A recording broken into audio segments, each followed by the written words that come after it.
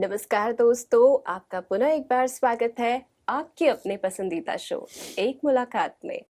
आज हम रूबरू होंगे एक ऐसे शख्सियत से जिन्होंने अपनी ज्ञान और मेहनत से विज्ञान के क्षेत्र में एक अहम योगदान दिया है। He is an environmentalist and with a lot many achievements which we will explore further in this conversation. So right now, let me introduce you today.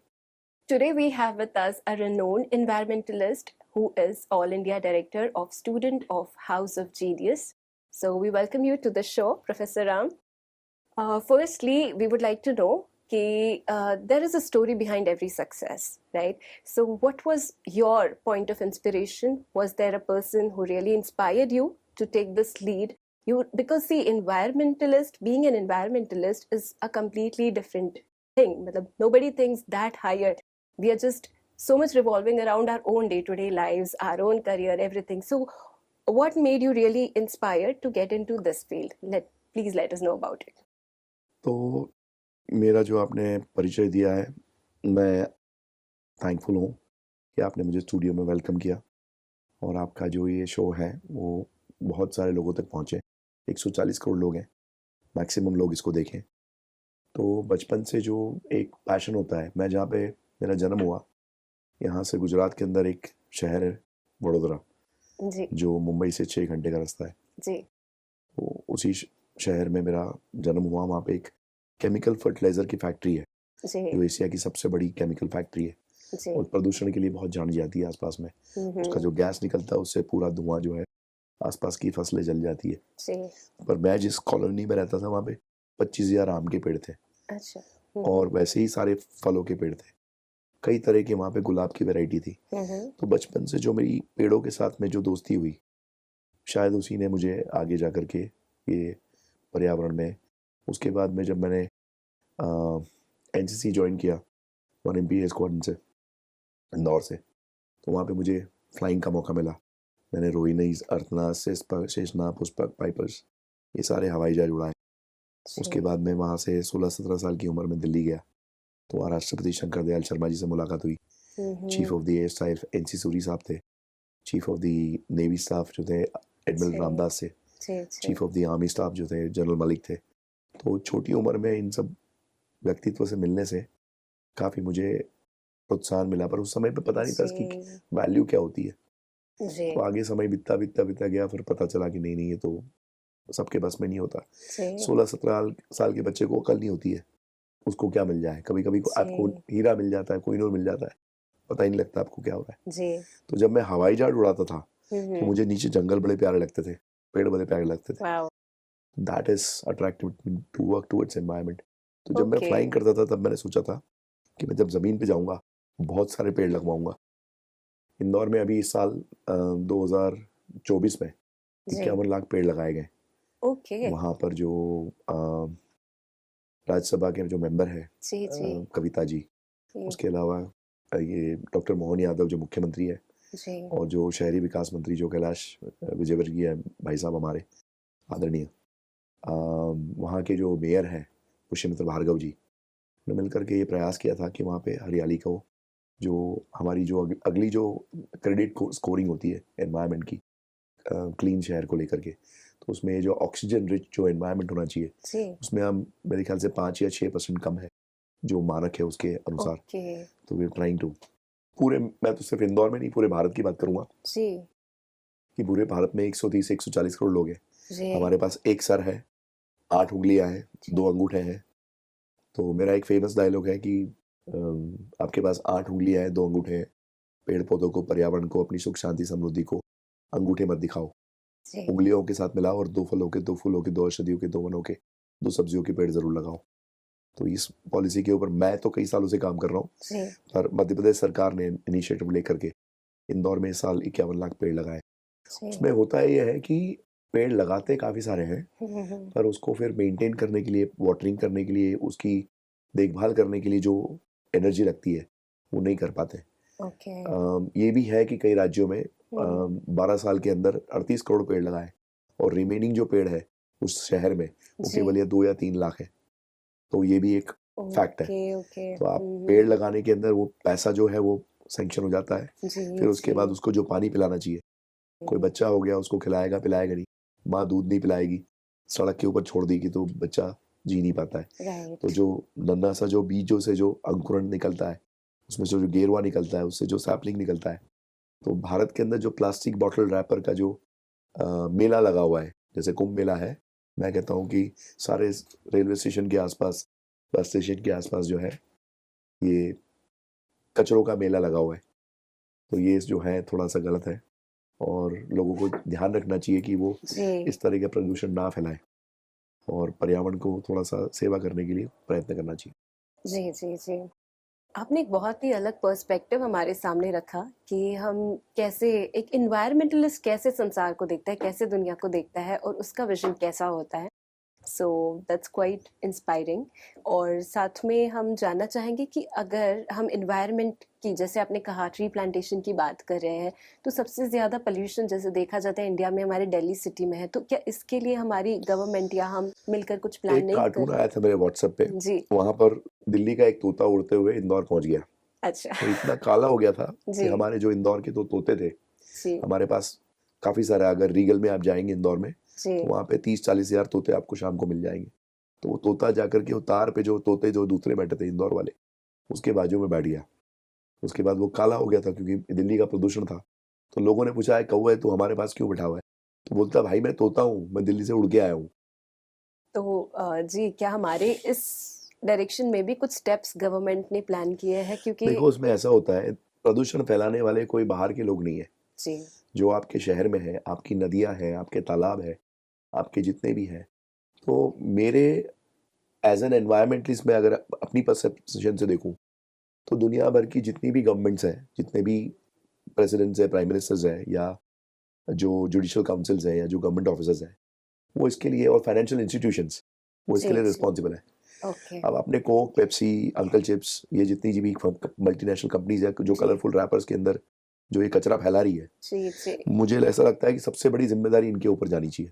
जी फिर अगर आपने उसको कोक को कंज्यूम पिया या कंज्यूम किया, जी उसके बाद में आपने कुंभ मेले के किसी सड़क के ऊपर फेंक दिया, जी तो कुंभ मेले की जो मेला प्राधिकरण है, हम्म। उनको उसका पंचनामा कर करके उस जी बोतल का, जी उस बोतल की कंपनी को भेजना चाहिए। उनको बोलना चाहिए कि आपको $5,000 इस बोतल के अगेंस्ट में भरने हैं, जी क्योंकि आपकी कंपनी का मल्टी थाउजेंड करोड़ बिजनेस का जो आपकी कंपनी है, जी उसका जी अनमोल अवशेष जी हमारी कुंभ मेले में पाया गया है, जी गंगा नदी में पाया गया है।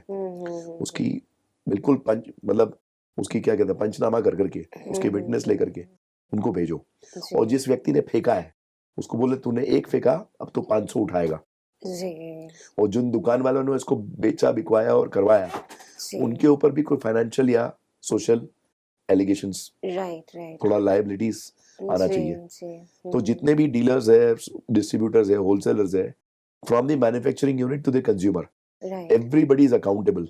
बिल्कुल जब ये कोक पेप्सी नहीं था, मुझे याद है हम स्कूल के अंदर थम्स अप और गोल्ड स्पॉक और लिम्का पीते थे कांच की जी बोतल में, जी जी तब प्लास्टिक था ही नहीं। बिल्कुल अब यहाँ जितनी भी प्लास्टिक की बोतल है, ये जी सारा अमेरिकन इन्वेस्टमेंट है।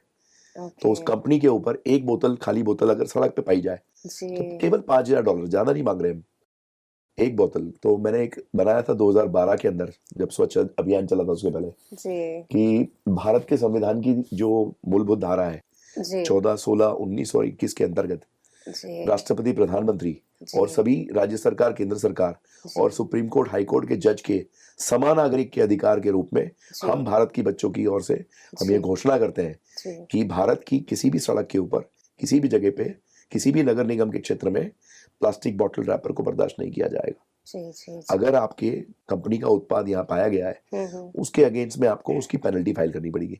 मुझे लगता है कि अगर ये जितने भी सरकार है, ये जी जितना भी पैसा खर्चा कर रहे हैं, जी तो आप जो पैसे कमाने चाहते हो, तो एज ए एनवायरमेंटलिस्ट मैं आपको देता हूँ पैसा कमाने का तरीका, कचरा फैला के नहीं, राइट इस कचरे के ऊपर पेनल्टी लगवा करके सरकार को पैसे की उगाही करनी चाहिए। 24 घंटे में कचरा गायब हो जाएगा और उसकी जगह पेड़ लगाओ। बिल्कुल बिल्कुल अगर आप पैसे नहीं दे सकते हो, जी उनको बोल दिया 5,000 पेड़ लगाओ, उसको 3 साल पानी पिलाओ, जी जी जी करेक्ट सॉल्यूशन है। राइट राइट राइट और ओके जितनी भी काली रिवर है, या जो आपका दिल्ली का जो प्रदूषण है, केजरीवाल ने इलेक्शन से पहले बोला था जी कि जी मुख्यमंत्री ने दिल्ली के, कि हम यमुना को साफ कर देंगे। जी जी क्लीन वाटर हो जाएगा। अगर नहीं दिया तो मुझे वोट मत देना, उसका रिकॉर्ड है। तो अब उसको आंसरेबल होना चाहिए। और उसने जितने पैसे वहां से चीफ मिनिस्टर बन के जो लिए हैं वो सारा का सारा फाइनेंस मिनिस्ट्री को वापस करना चाहिए। जी, you're extremely right. खैर, हम कुछ और भी बातें कवर करना चाहते हैं, so I'll take the episode further. Professor Ram, जैसे कि ब्रह्मा कुमारी के बारे में अगर हम बात करें, मैंने एक चीज़ देखी है यहाँ पर जो प्रैक्टिस की जाती है, यौगिक खेती जिसे कहा जाता है। तो प्लांटेशन किया जाता है, कल्टीवेशन किया जाता है, पर उसे फर्टिलाइजर्स ना दे करके, उसे मेडिटेशन से सकाश दे करके उसकी कल्टीवेशन को बिल्कुल सही है, बिल्कुल किया सही जाता है। है। प्राचीन काल के अंदर जितने भी ऋषि मुनि और महर्षि होते थे, पर जो प्लांट है, जी इंसान हो या पौधा हो या क्रॉप हो, जी जी उनको 4 चीजें कॉमन है। जी, बताओ कौन कौन सी? सनलाइट, सनलाइट, वाटर, वाटर, हवा, पानी। जी जी हवा चाहिए, पानी जी चाहिए, जी सनलाइट चाहिए और सॉइल जी, न्यूट्रिशन। राइट राइट, ये चारों मैन्योर, प्रोपोर्शनेट होनी चाहिए। जी आप जी पौधे को केवल धूप में छोड़ देंगे तो जल जाएगा, ज्यादा पानी लगा देंगे तो जल जाएगा। जी प्लांट लगाया, न्यूट्रिशन नहीं दिया तो बढ़ नहीं पाएगा। जी, तो ये बिल्कुल। सारी चीजें, इंसान और पौधे में कोई अंतर नहीं।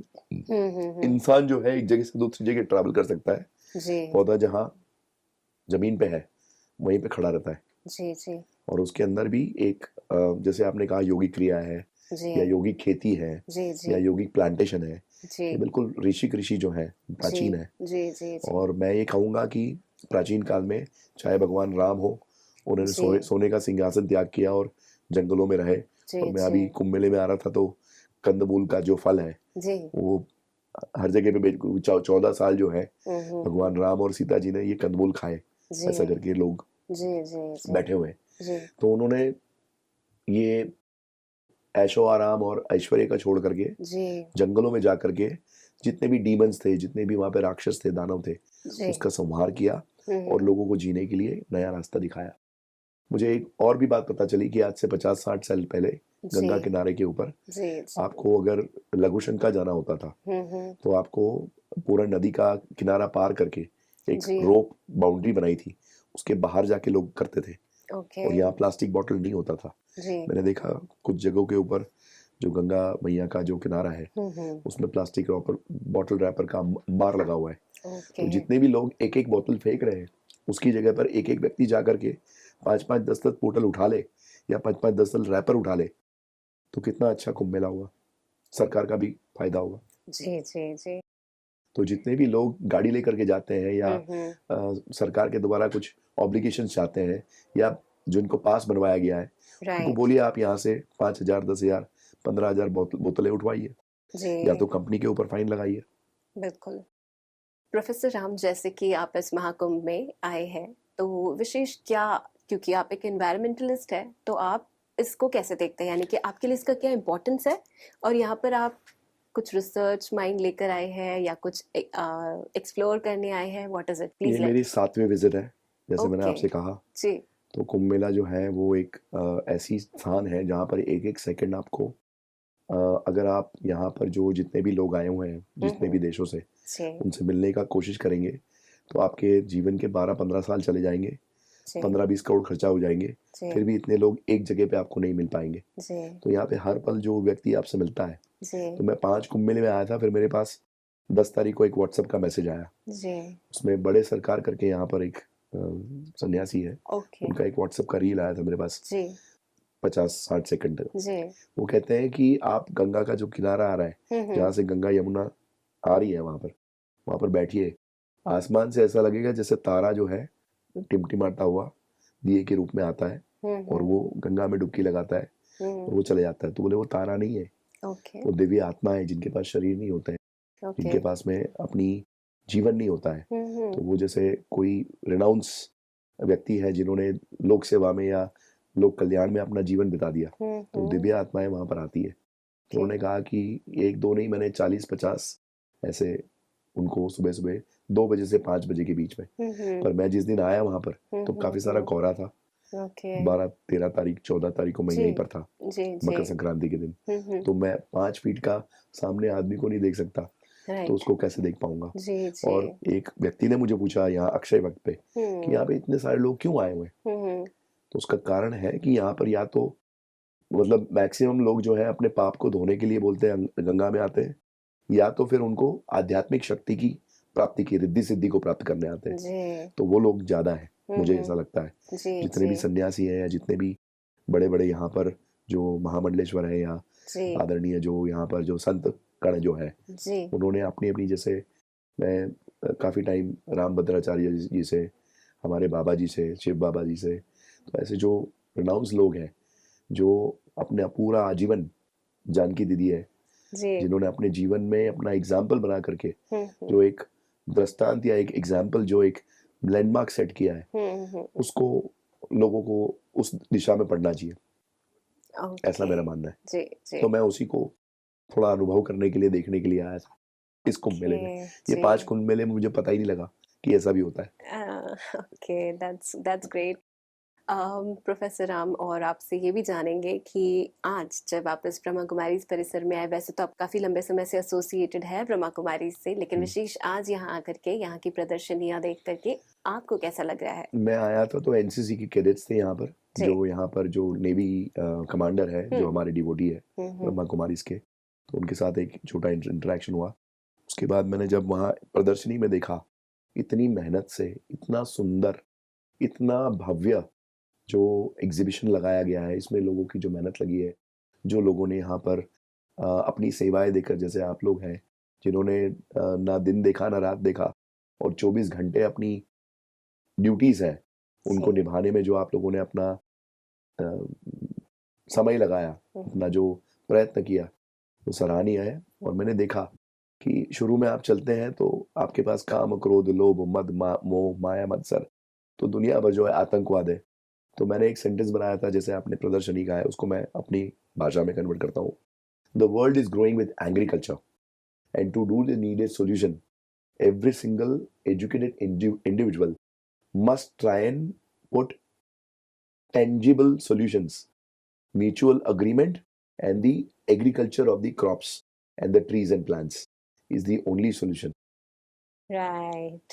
जो आपने आखिरी में जो एग्जीबिशन में आपने जो देवताओं का जो प्रदेश जी बताया है, जी जी तो उसमें हर एक व्यक्ति अगर अपनी हाथों की उंगली और जितने है उतने बराबर पेड़ लगा लेगा, उतना जी नहीं कर पाए तो एक व्यक्ति सर के बराबर एक फल का पेड़ लगा लेगा, तो भी भारत के पास 140 करोड़ पेड़ होंगे। तो ये जी प्लास्टिक बॉटल रैपर को फेंकना बंद करो और पेड़ लगाना शुरू करो। जी। एक बहुत ही इम्पोर्टेंट मैसेज आपने इस एपिसोड में हमें दिया है सारे व्यूअर्स के लिए। Thank you so much for all your valuable insights and Thank you. Thoughts and Thank you. Experiences. Thanks a lot. Thank Thank you you. So much. Thank you, Swati. दोस्तों, कहा जाता है बदल जाओ वक्त के साथ या वक्त को बदलना सीखो, मजबूरियों को मत कोसो, हर हाल में चलना सीखो। कबीरदास जी भी कहते हैं ना, कल करे सो आज कर, आज करे सो अब, पल में प्रलय हो जाएगी, बहुरी करेगा कब। Everything is in the now. Right time के आने का वेट ना करे, कोई राइट टाइम नहीं होता, जो भी है इस पल में ही है। तो जो भी शुभ संकल्प आपने कर रखे हैं आज तक, उसे इसी पल करे। डू इट नाउ और नेवर, अभी नहीं तो कभी नहीं। चलिए अब दीजिए हमें इजाजत, फिर मुलाकात होगी आपसे अगले एपिसोड में। तब तक के लिए नमस्कार।